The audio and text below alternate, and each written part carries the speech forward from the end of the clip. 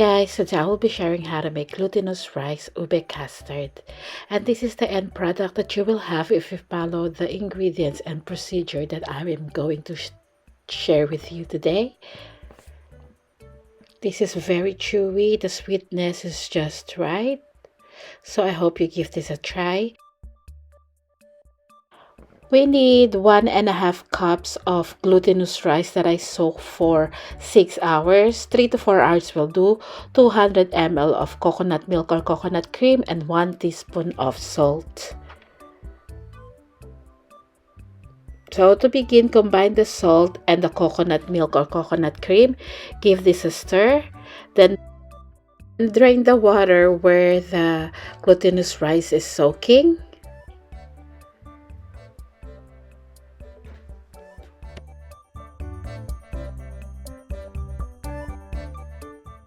In a heat-proof bowl or pan that will fit into your steamer, combine the soaked glutinous rice and the coconut salt mixture. Give this a good mix. Make sure that the glutinous rice is submerged in the coconut milk. And then we're going to put this in a steamer for about 15 minutes.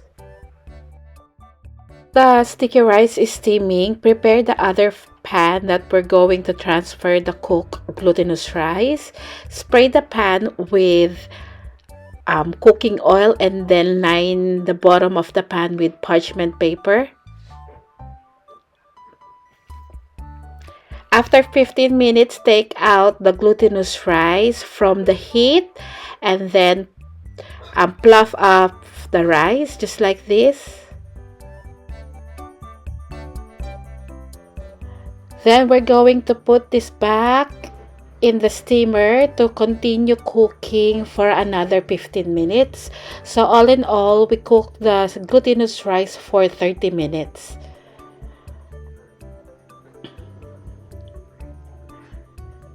So after 15 minutes again, our glutinous rice is ready.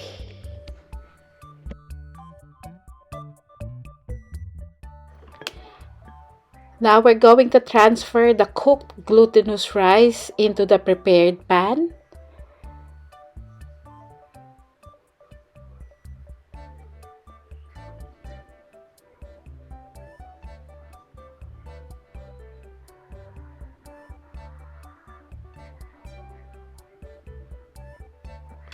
And then we're just going to compress the glutinous rice.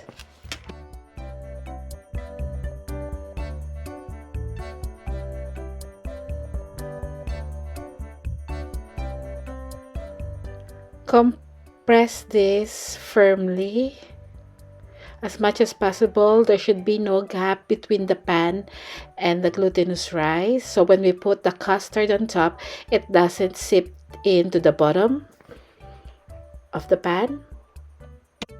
Aside, and then we're going to prepare the custard.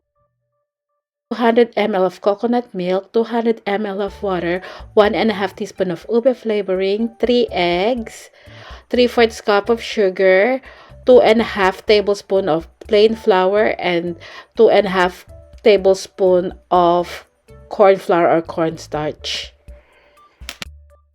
In a pot, we're going to combine all the ingredients. So this is the coconut cream. I use coconut cream, but you can use coconut milk. So that's the water, sugar. Give this a quick mix.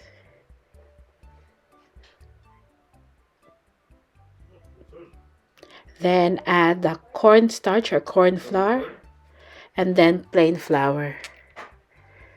Give it a mix again. And now we're going to add the ube flavoring. 1.5 teaspoon all in all.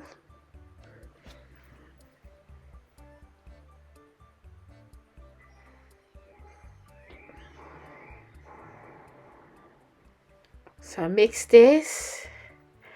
And now we're going to add the eggs one at a time.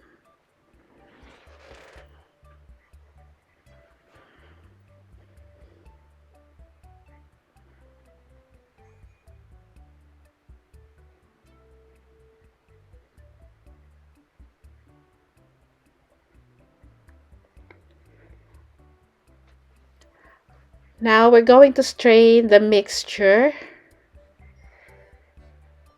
just to make sure that there's no lumps of corn flour and plain flour.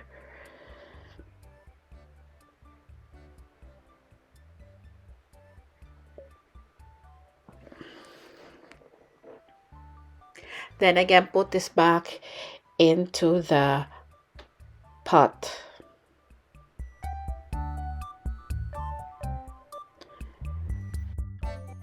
Now we're gonna move to the stove with the heat setting medium to low heat.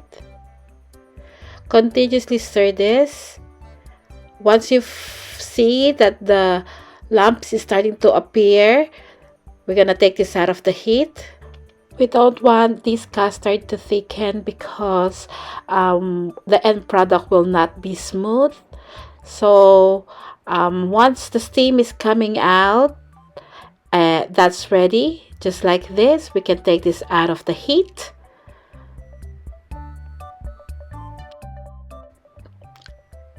So transfer the custard on top of the glutinous rice.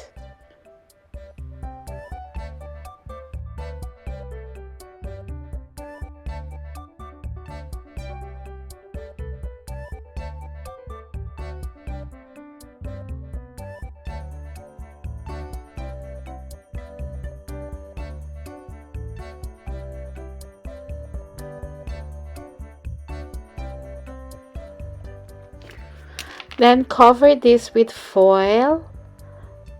I do double foil on the top. And then we're going to steam this for 30 minutes. After 30 minutes, this is what it looks like. I have a bubble here. It's not very good, but that will do. At this point, I'm going to change the towel because I'm feeling that the towel is wet. We'll remove the foil from the custard and we will continue to steam the custard for another 15 minutes. After 15 minutes, the custard is set just like this. The bubble have popped, but that's not a problem. We can easily remove that dent. So once the glutinous rice custard has cooled down completely, we can take this out of the pan.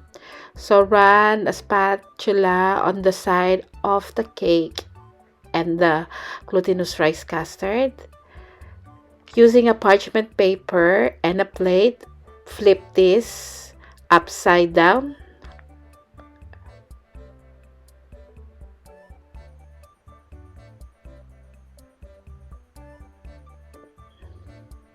Then the same way.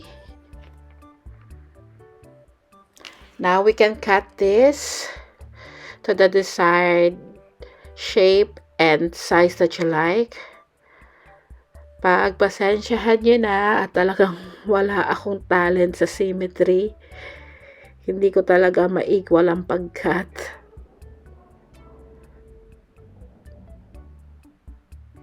I know that you can do better cutting this.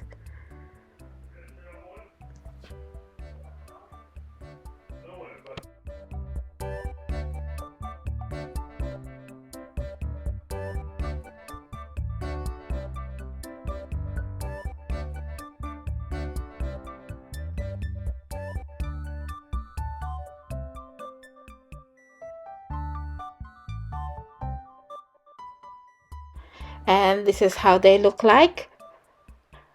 And just to finish this off, I have shredded coconut that I lightly toasted in a pan. I'm going to put a little bit on top of each glutinous rice custard.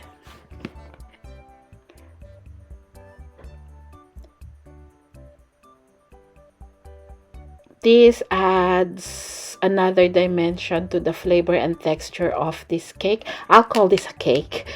And this is the finished product. This is really good. I can guarantee that you're going to love this. The glutinous rice have a little bit of saltiness on it, and then sweetness of the custard. The flavor balance out well. So I hope you give this a try. Please do like, share, and subscribe to my channel. Thank you so much for watching, and I'll see you again next week. Bye.